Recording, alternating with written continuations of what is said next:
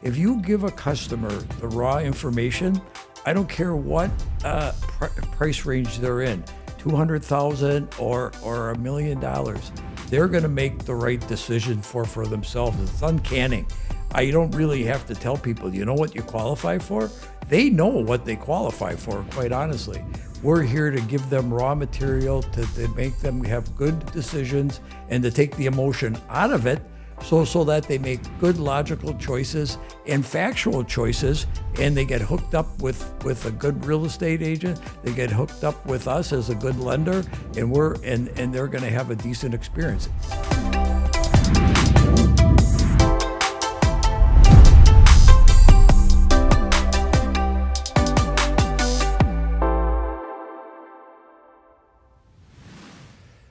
Welcome back to the Smart Start podcast. Today, we're excited to be joined by a dynamic, multi-generational pair of mortgage lenders from the Equitable Bank, Gary Reiboldt and Toepfer. Thanks for joining us on the Smart Start podcast. Gary, let's start with you. You've been in the business for nearly 4 decades, longer than Tom's been born. How would you describe your customer philosophy? Has it changed over those 40 years? I think people concentrate on philosophies and how they deal with the clients. Before, you just dealt with the clients. Now with the technology and everything, people are a little more attuned, and customer service and how you're dealing with the customer is really a big thing. I think I'm much more subconsciously concerned about that. So I think there's probably more. Maybe it's the interaction because you're in constant communication with people, texting and emails and so forth. But I think there's a definite, your customer contact is probably, and how you deal with customers, you have to be on your A game at all times. Well, that kind of segues. How do you keep your knowledge sharp in a constantly evolving market? It's kind of interesting in the type of bank that we have that specializes in mortgage banking or mortgage lending. We're having it funneled to us constantly, and by having a smaller group that we get together and collaborate on stuff on a weekly and monthly basis, we're kept really in tune with what's going on. And being that we do our underwriting. We sell the loans right from Equitable, and we do our construction lending through there and all of our products and so forth. Being in one base, we have self-education constantly, which I think puts us at a favorable plate with the competition. I mean, I feel that I probably am more attuned with all the different rules and regulations today than I was back in the days when we just had no cell phones. Yeah. There were a few more regulations. Right. Too. So Tom, turning to you, your customer philosophy is deeply rooted in the trust in the community. How has your personal background influenced the way that you work with clients?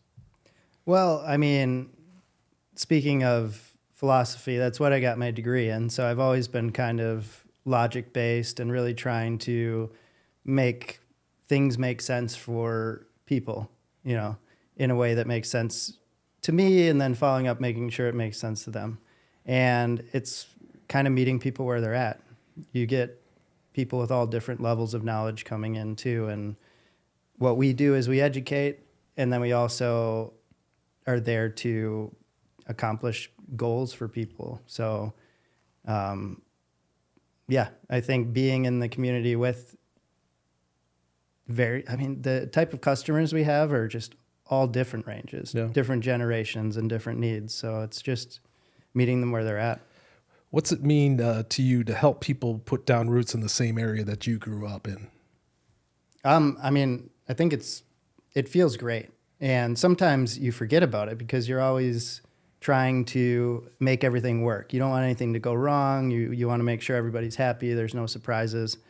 And you have to be reminded sometimes how big of a deal it is. Somebody getting to buy a home in a place that they've lived for so many years, that is their community and their home. I think on the finance side, it's easy to forget how important it is what we're doing. So talking about it and reminding yourself, it does feel really good. So hiccups do happen from time to time. Some things out of our control. How do you deal with that with customers? You got to have the hard conversations early. I think you have to, if there's something that is happening, get in front of it, be honest. You can tell people whatever you want to tell them to make them feel good, but if you know there's something that's going to come up that's going to be a problem, it's 100% better to be honest and get in front of it before it is a problem. That's how you solve it. Gary, kind of springboarding off of that, do you think people underestimate how emotional the process of buying a home is?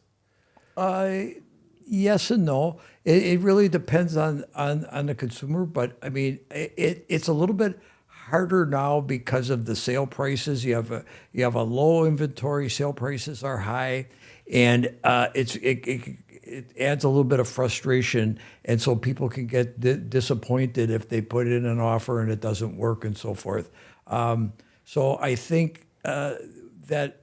But you try to take the emotion out of it as much as you can. But you have to understand that this is a big thing that they're going through, being able to buy. The biggest thing is giving. If you give a customer the raw information, I don't care what price range they're in, $200,000 or $1 million, they're going to make the right decision for themselves. It's uncanny. I don't really have to tell people, you know what you qualify for? They know what they qualify for, quite honestly. We're here to give them raw material to make them have good decisions and to take the emotion out of it so that they make good logical choices and factual choices, and they get hooked up with a good real estate agent. They get hooked up with us as a good lender, and they're going to have a decent experience. It might take longer than it did in the past, but we're gonna take as much of the worry out of it for them, so that their emotions don't run rampant and that they make good factual decisions. Gotcha. Tom, there was a customer that said that, quote, Tom was a godsend during a tough closing. How did you pull that off?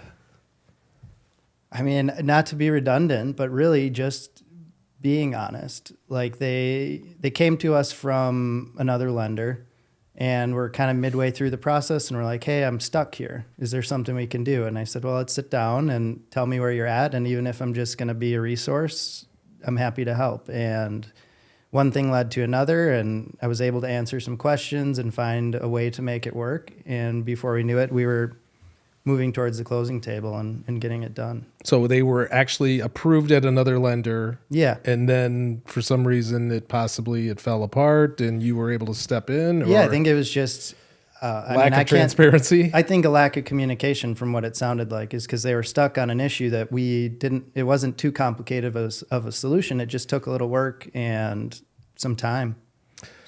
So I'm just going to sit back and listen as I ask Gary this question. What would you say makes the Equitable Bank approach to lending stand out from other institutions? Well, I was just thinking about this as you were talking with Tom. I've been in this a long time and worked for two big lenders, and I will tell you that I've never been at a place where we are focused on doing the next right thing.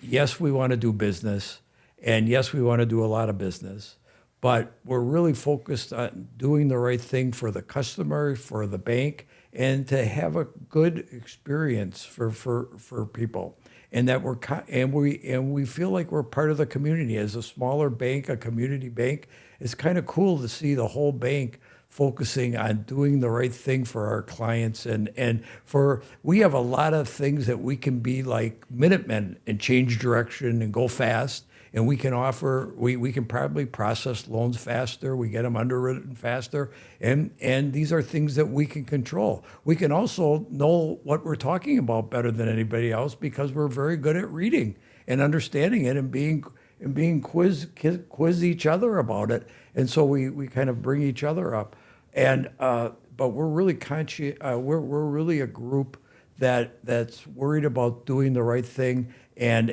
the business follows itself. if you're doing all the right things and you're priced aggressively, and which really helps also. But I always say, I'm, even if I am as dumb as a rock, I'll probably do business because our pricing's good. But we really care about doing things correctly, and it's really nice to work for someone. And we keep ourselves accountable. We want to do a good job, and if we don't do a good job, we're explained how we didn't do a good job, and so I think that makes a difference. We're one of the few lenders that we close our own loans. You talk about quality control. Well, if I did the loan for Mr. Smith and didn't have a great experience, am I going to have a very fun time closing Mr. Smith's loan? I don't think so.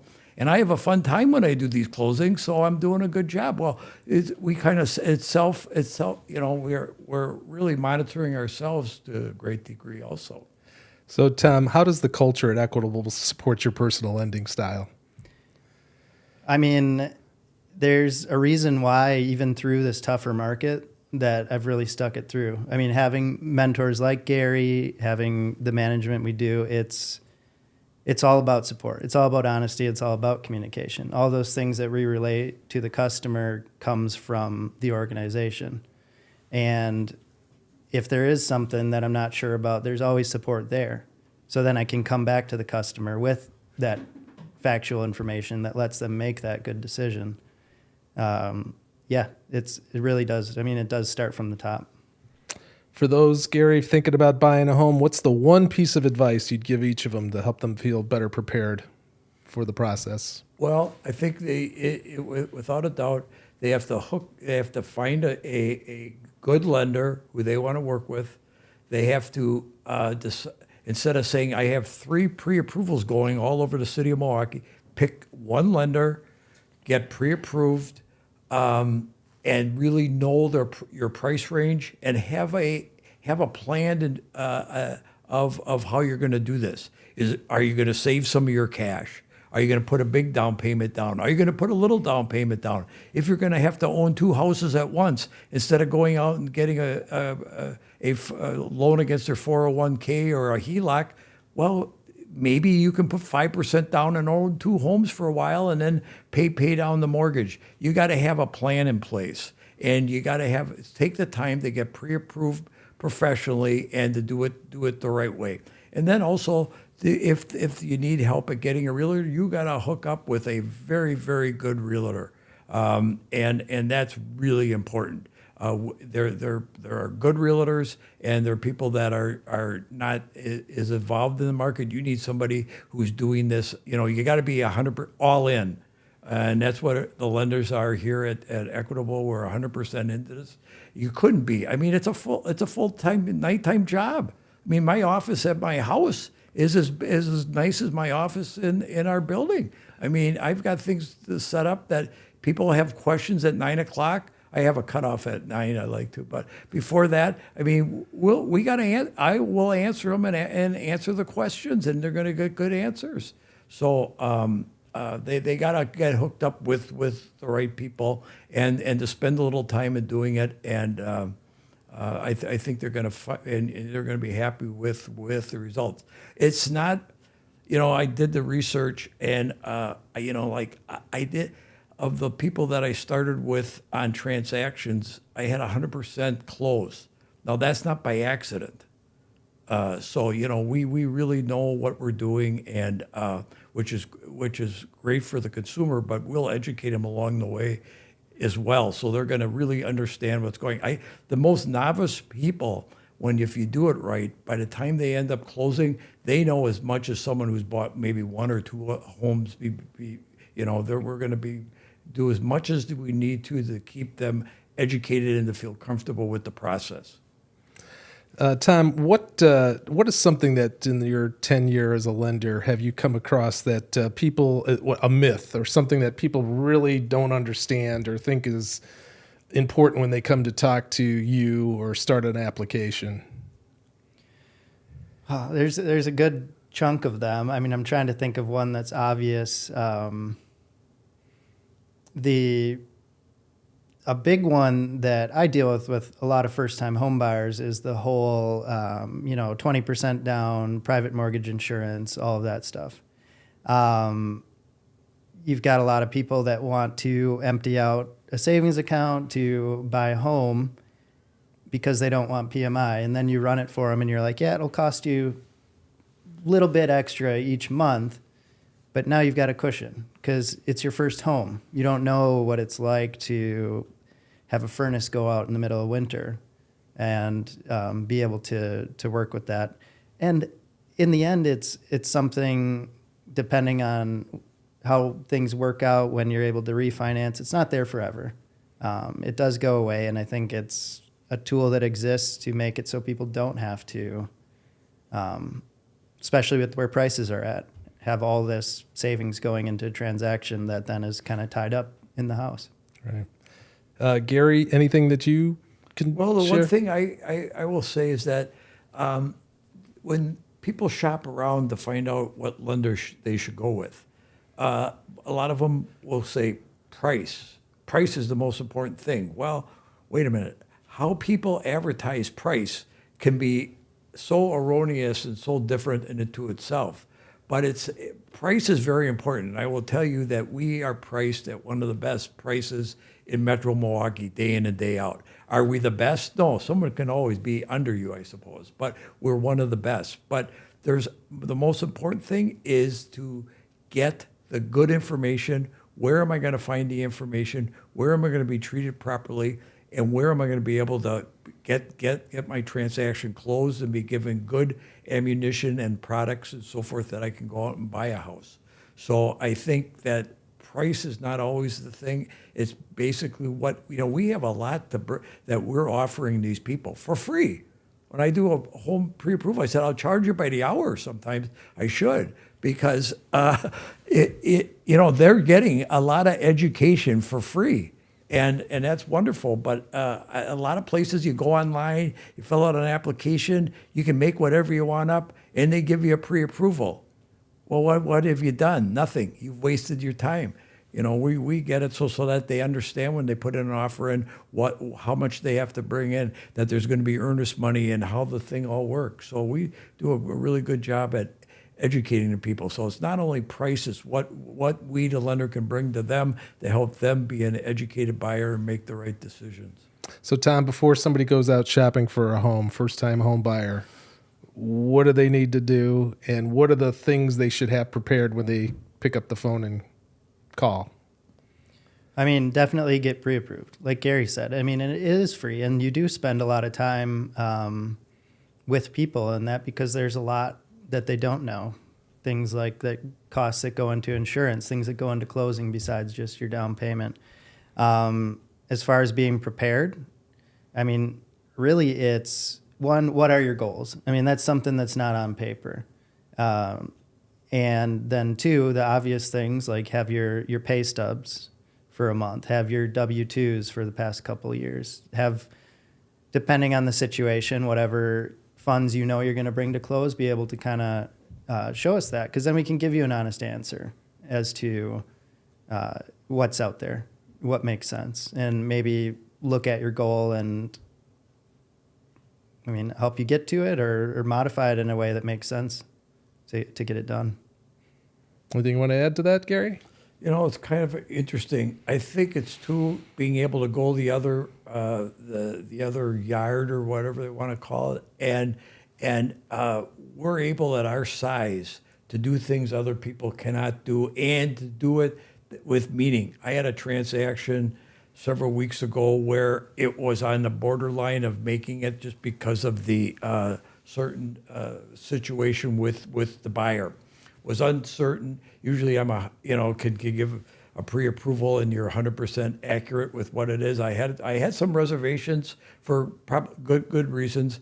It was on a Saturday. They had to get the offer in, and the realtor who was writing the offer knew that they could get this offer accepted because they had it right at the right price point and the whole thing, right? Well, I picked up the phone, and on a Saturday afternoon was able to talk to people at our bank to get a commitment to say, I have my numbers right. what do you think? Is this something we should go? And I was able to get the thumbs up, go forward with it. We closed on time. So you're not going to get that everywhere. Now, it wasn't just Slapshot saying, oh, geez, I'm sorry, something came up and it wasn't really right. You know, you got to be, this is a weird business. It's not like going in and have a surgery and saying, oh, geez, I'm sorry, it didn't work out, you know. But we have to be 100% accurate. And that's what we're able to do and utilize our resources to do so. Gary, Tom, thank you both for sharing not just your experience, but your passion for the work that you do. Thanks for joining us at the Smart Start Podcast.